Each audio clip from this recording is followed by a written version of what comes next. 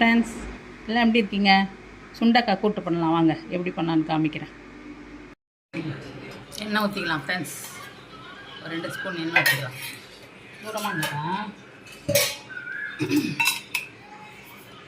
கடுகு போட்டுக்கலாம்.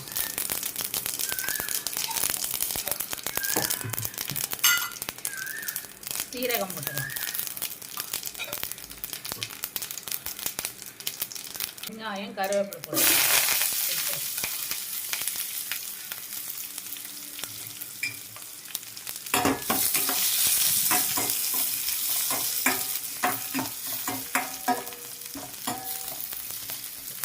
ஒரு பச்சை மிளகாய் போட்டுக்கலாம், காஞ்ச மிளகாய் போட்டுக்கலாம்.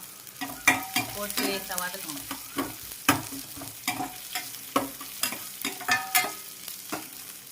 வதங்கட்டும்.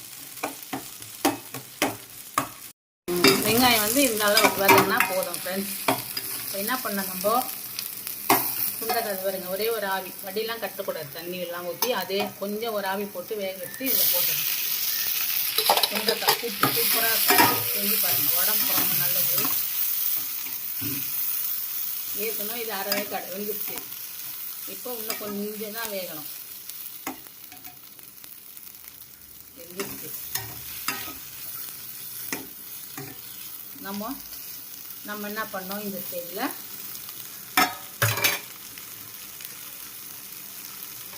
பாருங்கள், கொஞ்சமாக சோறு பருப்பு வேக வச்சு வச்சுருக்கேன், பருப்பு அது வந்து இதில் போட்டுக்கணும். அது வந்து நம்ம இதில் போட்டுக்கணும். நம்ம தனியாகவும் போட்டுக்கலாம், இல்லையா வேக வச்ச பருப்பும் போட்டுக்கலாம், நம்ம இஷ்டம்தான் எல்லாம்.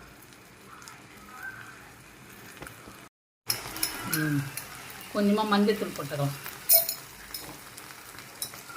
இப்போ இது கொஞ்சம் அந்த தண்ணி வதங்கினா போதும், நம்மளுக்கு கரெக்டாக இருக்கும். உங்களுக்கு காமிக்கணும் பாருங்கள், எடுத்துட்டு ஃப்ரெண்ட்ஸ் நல்லா கட்டி ஆயிடுச்சு. இப்போ நல்லா மல்லித்தூள் போட்டுக்கலாம். நமக்கு தேவையான அளவு போட்டுக்கணும். மல்லி போட்டு இப்போலாம் நம்ம ஏற்கனவே போட்டாச்சு. போட்டு ஸ்டவ் ஆஃப் பண்ணிடணும். அவ்வளோதான் ஃப்ரெண்ட்ஸ், சுண்டக்காய் கூட்டு ரெடி ஆயிடுச்சு. எடுத்துகிட்டு உங்களுக்கு காமிக்கிறேன் ஃப்ரெண்ட்ஸ். சுண்டக்காய் கூட்டு ரெடி ஆயிடுச்சு ஃப்ரெண்ட்ஸ். வீட்டில் செஞ்சு சாப்பிட்டு பாருங்கள், சூப்பராக இருக்கும், உடம்புக்கு நல்லது. இது முதல்ல நம்ம அப்படியே தெரியல, நம்ம அப்படியே தட்டிக்கணும். நம்ம தட்டிங்க லேசாக தான் பண்ணணும். போட்டு ஒரு ஆவி வேக வச்சுட்டு தாளிச்சிட்டு பருப்பு போட்டு இது மாதிரி செஞ்சோன்னா சூப்பராக இருக்கும். சாதத்தில் பெஞ்சு சாப்பிட்லாம், தொட்டுன்னு சாப்பிட்லாம். வீட்டில் எல்லாருக்கும் பிடிக்கும். செய்யுங்க, சாப்பிடுங்க, பிள்ளைங்களுக்கு கொடுங்க, சந்தோஷமாக இருங்க.